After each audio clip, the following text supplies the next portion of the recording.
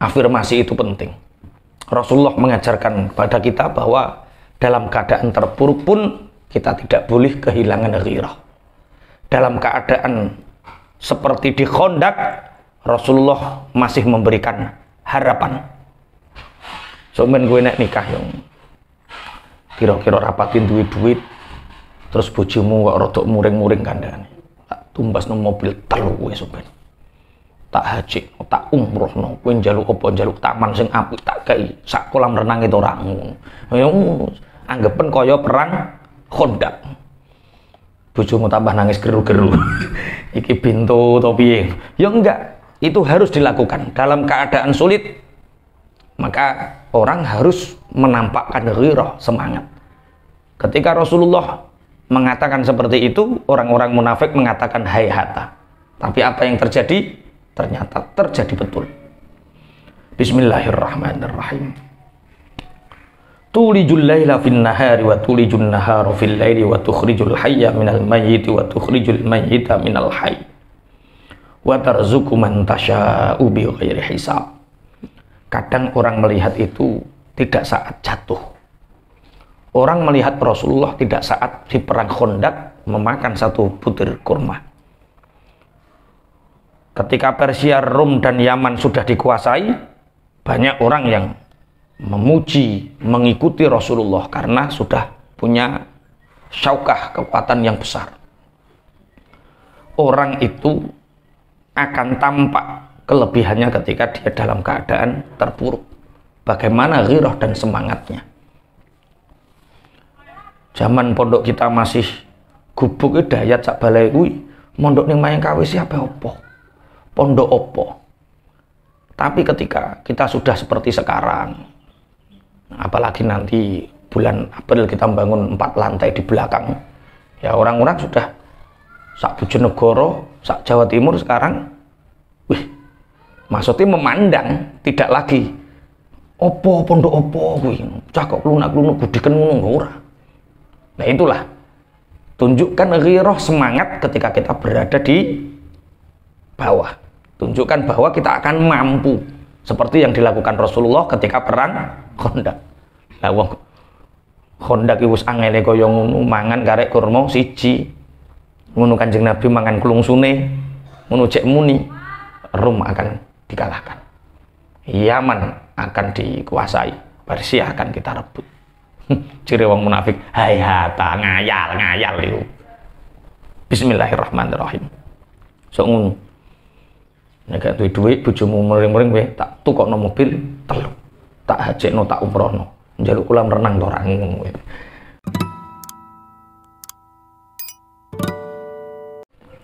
A'udzu billahi minasyaitonir rajim.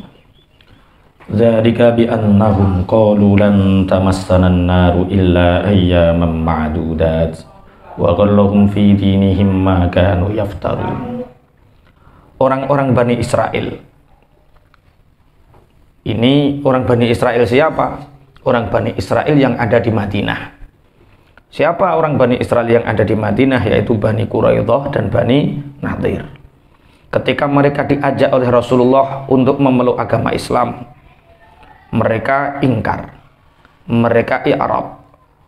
Kenapa? Karena mereka punya pemahaman, yaitu mereka mengatakan lan tamassanan naru illa ayyaman ma'dudat. Kami tidak akan pernah masuk neraka kecuali hanya 40 hari. Kenapa mereka menisbatkan ke 40 hari? Karena mereka diberi pemahaman, dicekai pemahaman oleh bapak-bapak mereka bahwa dulu Bani Israel zaman Nabi Musa dulu, mereka pernah menyembah bedet emas ketika Nabi Musa ke Tursina. Tapi mereka hanya dihukum 40 hari. Berarti kita anak cucunya nanti hanya masuk neraka 40 hari. Makanya hubungan antara nasab keturunan yang mulia Bani Israel sing tinggu agul-agulan, so Bani Israel gak iso kebun rokok, bahaya. Kowe terus anak Kiai Gus gak iso kebun rokok, bahaya. Terus kowe anak putune Nabi ora kebun rokok, bahaya. Pemahaman seperti itu bahaya. Karena Bani Israel juga pemahaman lan tamassanan naru illa ayyamam ma'dudat. Mereka kenapa seperti itu? Wa gharrahum fi dinihim ma kanu yaftarun. Sungguh mereka orang-orang Bani Israel telah terbujuk dengan apa yang mereka dustakan di dalam agama. Mereka berbohong tentang ini.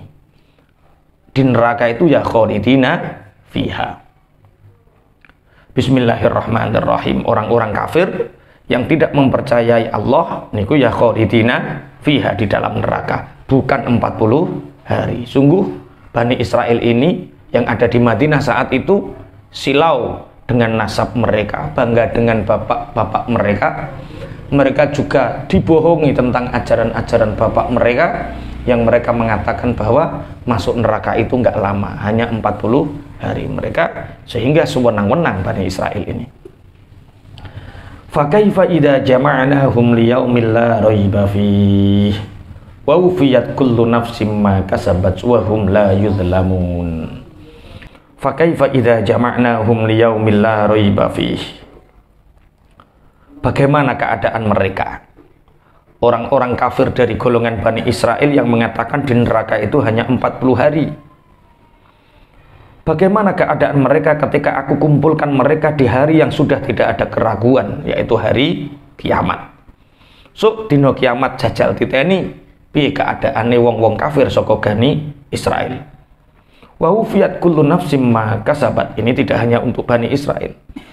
Di hari kiamat itu setiap orang, baik dari ahli kitab atau yang lainnya, akan mendapatkan balasan dari apa yang mereka kerjakan. Jadi dunia itu yaumul amal, darul amal. Dunia itu tempat kita menabung, tempat kita amal. Besok di akhirat, di hari kiamat adalah yaumul jaza atau darul jaza, hari pembalasan. Baik akan dibalas baik, buruk akan dibalas buruk. Kita lihat saja nanti apakah benar ucapan orang-orang Bani Israel yang kafir yang mengatakan bahwa di neraka hanya 40 hari. Jawabannya pasti tidak benar. Wa hum la yuzlamun. Mereka nanti di akhirat tidak ada yang dizolimi. Maksudnya kebaikannya tidak dikurangi, keburukannya tidak ditambahi. Apike ya ora dikurangi, apikmu sing mbok lakoni ning kono ya bakal ketok kabeh apikmu, ya ora dikurangi, elekmu ya ora ngarep bakal ditambahi. Wa hum la yuzlamun. Ketika Rasulullah perang Khandaq itu Salman Al-Farisi menemukan bongkahan batu besar yang itu sudah berhari-hari dipukul tidak pecah, diangkat tidak ada yang mampu. Banyak orang sudah berusaha. Batu besar ini menghalangi penggalian parit di Khandaq. Salman Al-Farisi matur datang Rasulullah, ya Rasulullah, kita terhalang batu besar. Saat itu sangat kritis, artinya bahan makanan di Madinah, karena Madinah akan dikepung puluhan ribu tentara orang-orang kafir Mekah. Dan uniknya, anehnya, Bani Quraidah dan Bani Nadir yang ada di Madinah berkhianat, sehingga Salman Al-Farisi untuk bertahan, kita harus buat Khandaq.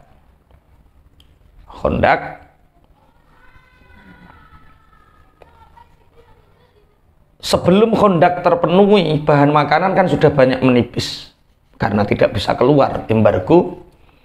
Akhirnya batu ini Rasulullah mengambil kapak, mengambil perkul. Rasulullah menghantam 3 kali batu ini, dan 1 kali hantaman keluar sinar. Rasulullah tersenyum. 2 kali hantaman keluar sinar kilat. Rasulullah tersenyum, dan yang ketiga kalinya ada kilat besar dan hancurlah batu ini, kemudian bisa diangkat. Ketika ditanya kenapa tersenyum, Rasulullah menjawab, Rum akan kita kalahkan, Yaman yang hijau akan kita kuasai, Persia juga akan dikalahkan. Sahabat itu klengah-klengah. Wong iki ngadepi wong Mekah wae. Bertahan saja. Bahkan dalam Khandaq Rasulullah hanya makan 1 butir kurma sehari. Ngene kok kurma apa nek ngarani Rom akan dikalahkan, Persia akan dikalahkan, Yaman akan ditaklukkan. Sahabat yo klengah-klengah tapi wong sing muni nabi. Ingkar, kafir. Orang-orang munafik tertawa. Lah yo. Hayhata hayhata. Hayhata hayhata. Oh, orang arah terjadi, orang arah terjadi. Tapi ternyata betul. Rum dikalahkan ketika era kekhalifahan Umar bin Khattab.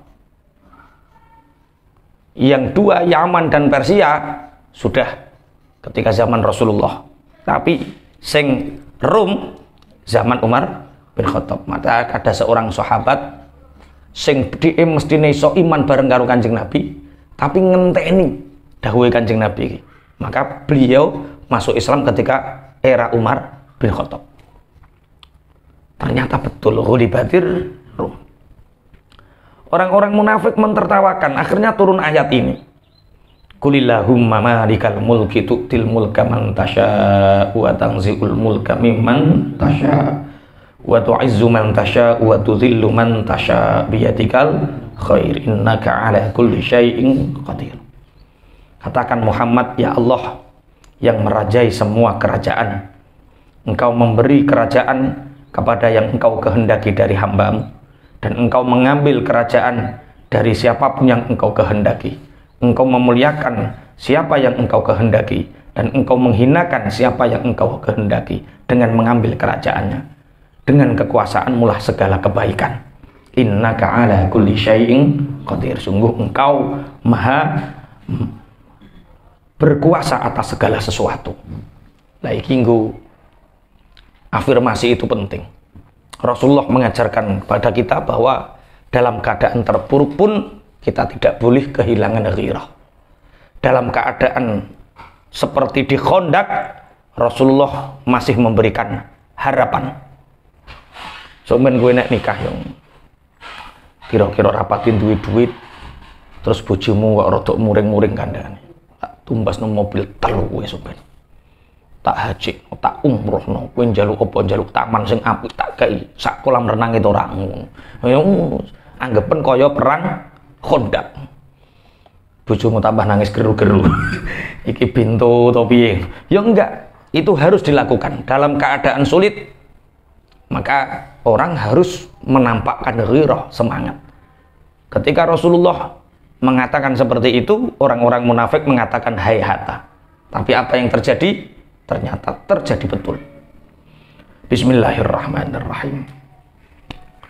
Tulijul laila fin nahari wa tulijun nahara fil laili wa tukhrijul hayya minal mayyiti wa tukhrijul mayyita minal hayy wa tarzuqu man tasya'u bighairi hisab. Kadang orang melihat itu tidak saat jatuh.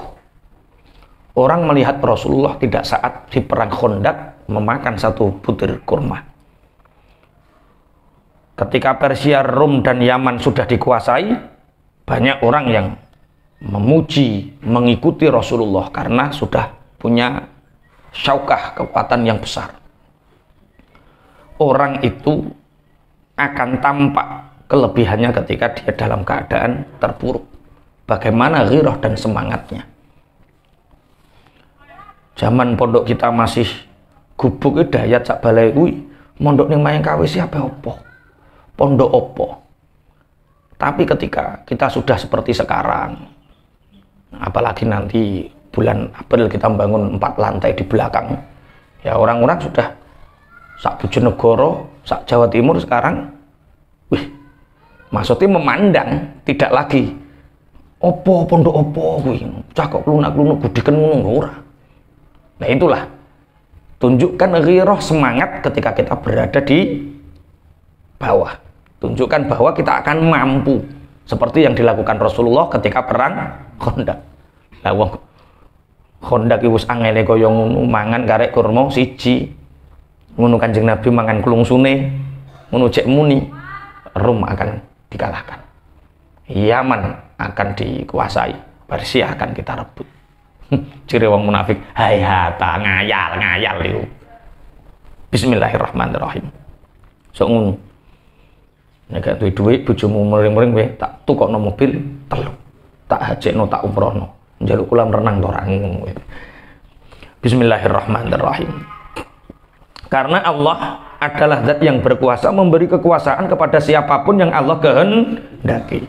Qulillahumma malikal mulki tu'til mulka man tasya wa tanzi'ul mulka mimman tasya wa tu'izzu man tasya wa tudhillu man tasya biyadikal khair. Tulijul laila fin nahari wa tulijun nahara fil laili wa tukhrijul hayya minal mayyiti wa tukhrijul mayyita minal hayy wa tarzuqu man tasya'u bighairi hisab. Jangankan hanya sekedar mengangkat seseorang menjadi pemimpin dan menjatuhkan seseorang dari kepemimpinannya. Dua ayat ini ketika dibaca fadilahnya banyak sekali. Kalau di dalam kitab Khazinatul Asrar diterangkan tentang fadilah ayat ini. Di dalam kitab Irsyadul Ibad juga menerangkan fadilah kedua ayat ini. Ketika dibaca sehabis sholat, maka fadilahnya akan banyak sekali. Apa fadilahnya? Ya sampeyan ngaji Khazinatul Asrar karo ngaji Irsyadul Ibad. Golek-golek dhewe fadilah tentang kedua ayat ini. Makanya kenapa setiap habis sholat kita membaca kedua ayat ini. Jangankan untuk mengangkat seseorang menjadi pemimpin dan menjatuhkan seseorang dari kepemimpinan. Tulijul laila fin nahari wa tulijun nahara fil lail. Ya roh, ya Allah, Engkau yang memasukkan malam di siang hari dan memasukkan siang di malam hari, bergonta-ganti dari siang yang asalnya hanya sedikit remang-remang menjadi terang mencapai puncak terang di waktu istiwa, kemudian bergeser menjadi redup sampai puncaknya redup adalah maghrib dan semakin gelap. Engkau mampu memasukkan malam di siang dan siang di malam hari. Wa tukhrijul hayya minal mayyiti, dan engkau mengeluarkan yang hidup dari yang mati. Seperti manusia diciptakan dari nutfah, dikeluarkan dari nutfah mani benda mati menjadi hidup. Ayam, burung dari telur benda mati menjadi hidup. Set, kita ada sesuatu yang busuk jadi set. Tukhrijul hayya minal mayyit, engkau mengeluarkan yang hidup dari sesuatu yang mati. Wa tukhrijul mayyita minal hayy, dan engkau mengeluarkan sesuatu yang mati dari yang hidup seperti telur. Nah, terus pertanyaan ndok karo pitik iku dhisik endi? Engkawit biyen mbok jawab ora tau bener. Ndok karo pitik dhisik endi? Dhisik ndok apa dhisik pitik? Dhisik ndok, lah terus sing ngetokno sapa? Dhisik pitik, lah pitik asale saka apa? Ndok ya wis kawit biyen ngene muter. Pancen tukhrijul hayya minal mayyiti wa tukhrijul mayyita minal hayy, yang mati dari yang hidup dari yang mati. Dan Allah mampu seperti itu. Manusia tidak ada yang mampu. Loh, lah kaya ono mesin penetas, yo iso netesno tapi gak iso gawe. Dokter kandungan banyak yang tidak punya anak. Bidan akeh sing ra duwe anak. Profesor yang ahli obat, sakit kepala dek tukang gawe, mati ini kena penyakit ndas. Tukhrijul hayya minal mayyiti wa tukhrijul mayyita minal wa tarzuqu man tasya'u bighairi hisab, dan engkau memberi rizki kepada orang yang engkau kehendaki tanpa hitungan. Ay rizkon, tegesi rizki wasi'an kang jembar. La yattakhidil mu'minuna al-kafirina awliya'a min dunil mu'minin wa may yaf'al dzalika falaysa minallahi fi syai'in illa an tattaqu minhum tuqah wa yuhadzirukumullahu nafsah wa ilallahil masir. Ayat ini sama dengan surat Al-Maidah, ya ayyuhalladzina amanu la tattakhidul kafirina awliya'a min dunil mu'minin. Hai orang-orang yang beriman, jangan kalian menjadikan orang-orang kafir menjadi kekasih. Aulia itu dari kata wala. Itu ada dua. Satu, artinya kekasih atau teman setia. Dua, pemimpin. Karena orang wilayah itu berarti menguasai, memimpin. Jangan jadikan orang-orang kafir orang yang kalian cintai. Kalau kalian cintai berarti mereka menjadikan orang-orang kafir menjadi seorang pemimpin. Ayat ini pernah viral. Surat Al-Maidah itu pernah viral. Artinya ayat ini seperti ini. Bahkan pernah viral juga di broadcast beberapa media sosial. Al-Quran sekarang telah diganti.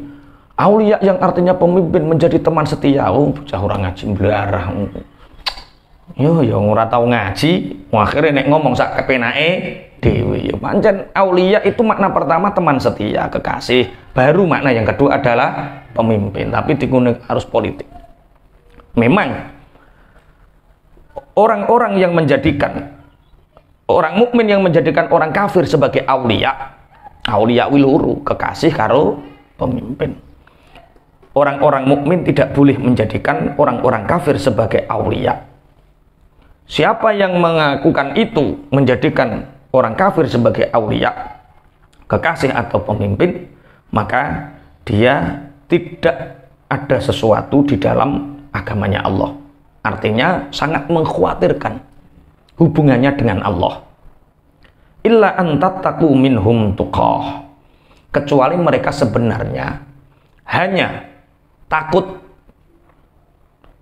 kalau dipenjara, takut kalau dibunuh, takut kalau dan lain sebagainya. Maka boleh seperti seneng tapi hatinya ingkar. Tapi ini qabla izzatil Islam. Ini sebelum Islam punya izzah. Kalau sudah sekarang punya izzah bagaimana? Ya sudah. Kita saling mencintai sesama muslim, kita menjadikan pemimpin dari golongan orang-orang muslim. Kafir iku ono papat. Siji ono kafir i'tiqadiyah. Sing diarani kafir ahlul harbi. Mereka berada di negaranya. Orang muslim berada di negara muslim. Mereka memerangi orang-orang muslim. Ini namanya kafir harbi. Orang Islam wajib melawan. Atau sama-sama di dalam satu negara, tapi orang Islam imbang atau minoritas, sehingga mereka memerangi, seperti yang terjadi di orang-orang muslim India. Ini kafir harbi mereka. Kemudian yang kedua adalah kafir ahad atau mu'ahad. Sampai delok yang kita Fathul Qorib nek menawa aku salah. Kafir mu'ahad. Kafir mu'ahad itu kafir sing mereka mengadakan perjanjian. Perjanjian aman. Mereka berada di negaranya sendiri, orang muslim berada di negara sendiri, karena orang Islam daulah Islamnya kuat, sehingga mereka meminta perlindungan. Perjanjian membayar upeti atau jizyah. Ayo jenenge kafir apa? Mu'ahad. Ono kafir sing diarani kafir zimmi. Ayo fi zimmatil imam. Orang kafir berada di negara muslim. Dia hidup bersama kita. Di negara kita minta suaka politik keamanan. Sehingga mereka dijamin keamanannya, tapi membayar jizyah, membayar pajak hidup di sini. Wes piro? Harbi, mu'ahad. Oh, itu kalau dia itu harbi, terus mu'ahad, terus zimmi, sing keempat muktaman. Kafir muktaman itu kafir yang ini secara politik ya, kafir secara politik ada 4. Muktaman itu orang yang dijamin keamanannya. Dia punya saudara, dia punya kerabat atau kabilah yang dia bisa hidup di situ dengan jaminan keamanan dari kabilahnya atau dari penanggung jawabnya, dominnya. Bisa jadi negara yang menjamin keamanan, tapi negara melalui orang yang merekomendasikan. Itu jenenge kafir muktaman. Nah, berarti tidak semua kafir itu diperangi, tidak semua kafir itu kita lawan. yang diperangi hanya satu, yaitu kafir harbi. Bismillahirrahmanirrahim. Jangan kalian menjadikan orang-orang kafir sebagai kekasih. Makanya sekarang ada propaganda baru. Jaga anak-anak gadis kita, jaga saudara-saudara perempuan kita. Sekarang modusnya itu ketika umat Islam perkembangannya pesat, mereka itu mengincar gadis-gadis kita dengan alasan mu'alaf. Jadi sing lanang mu'alaf, nikah ala mu'alaf, nikah tapi dia nggak mau belajar Islam. Mu'alaf hanya sebagai alat untuk bisa menikah, untuk menjebak. Makanya mu'alaf itu harus didampingi dan harus diajari agama Islam. Harus. Kadang dia nikah, setelah syahadat nikah, dua anak loro, bojone kowe melu aku, murtad apa cerai. Ketika keimanan si perempuan ini goyah dengan rasa duniawinya, menjual iman dengan adah uyoi, nggudak manuk karo anake, maka tergadekan imannya. Karena orang-orang kafir itu bingung dengan perkembangan Islam karena lebih rasional, bisa dibuktikan. Makanya mereka menjebak saudara-saudara muslim, muslimah untuk menikah dengan mu'alaf dan mereka diajak murtad. Nah, makanya harus dijaga. Yang lebih aman itu ya wong Islam lanang.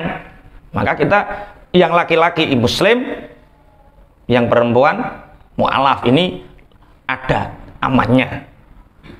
Tapi itu tidak jamin. Tidak jamin ada.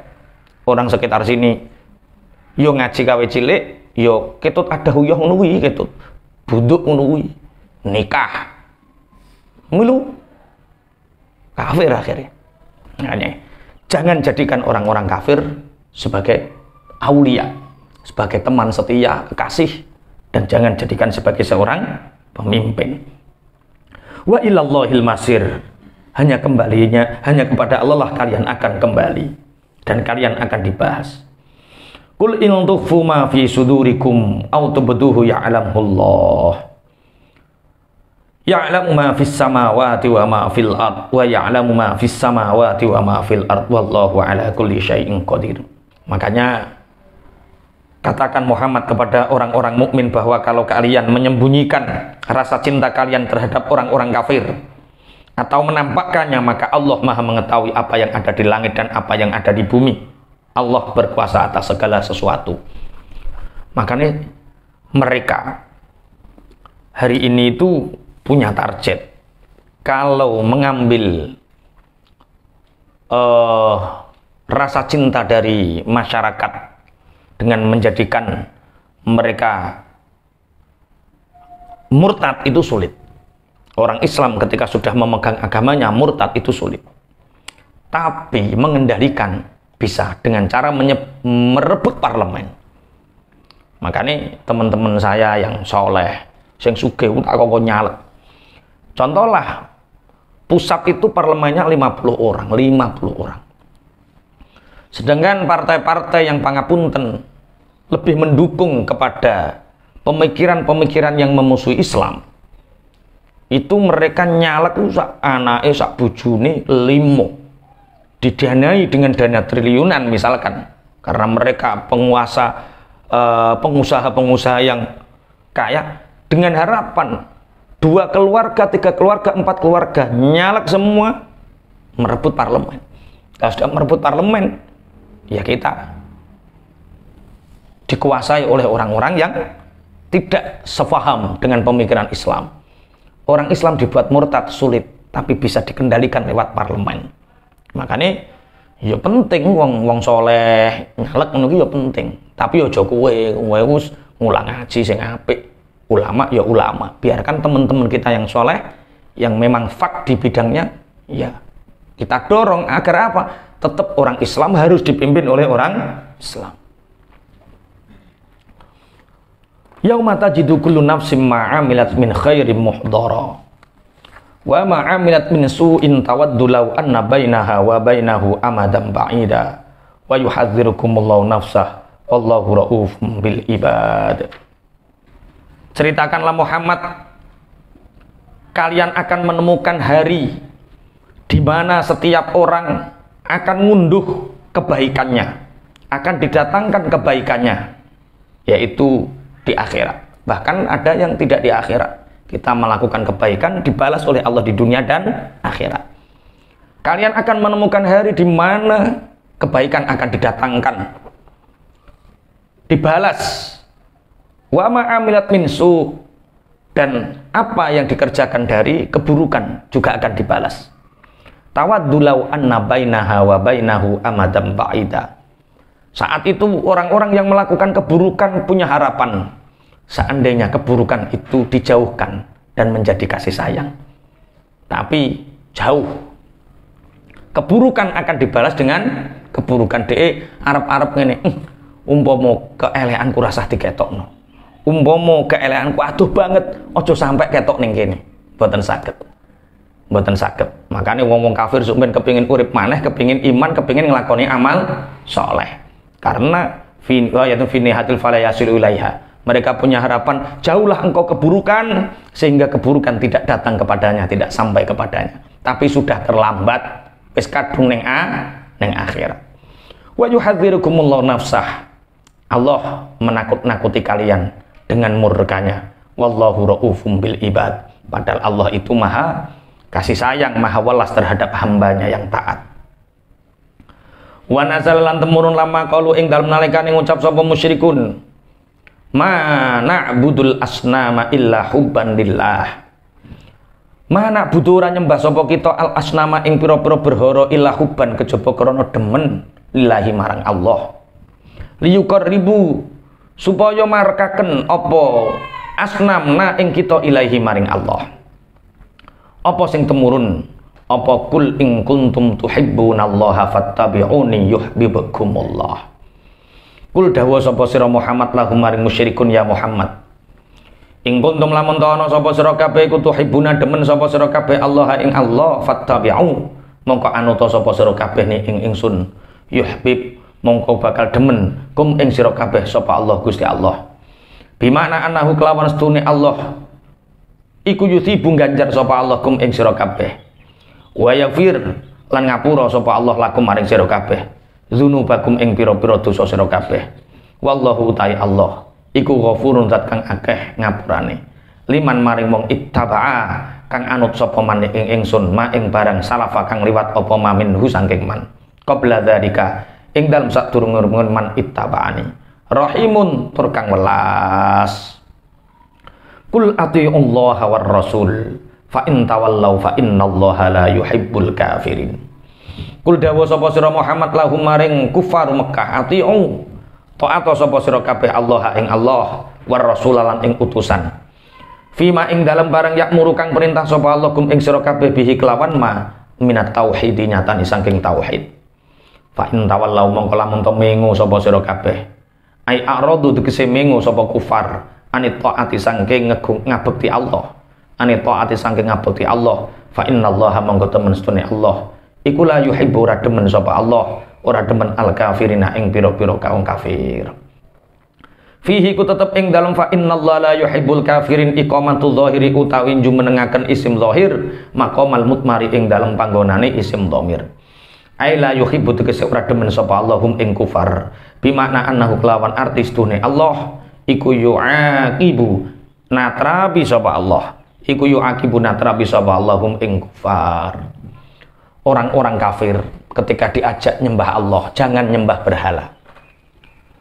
Rasulullah memerintahkan mereka untuk tidak menyembah berhala. Mereka mengatakan ma na'budul asnama illa liyuqarribuna ilallahi zulfa.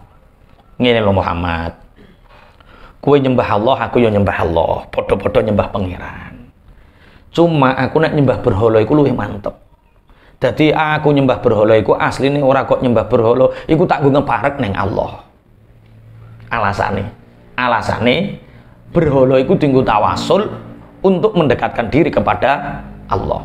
Akhirnya turun ayat ini.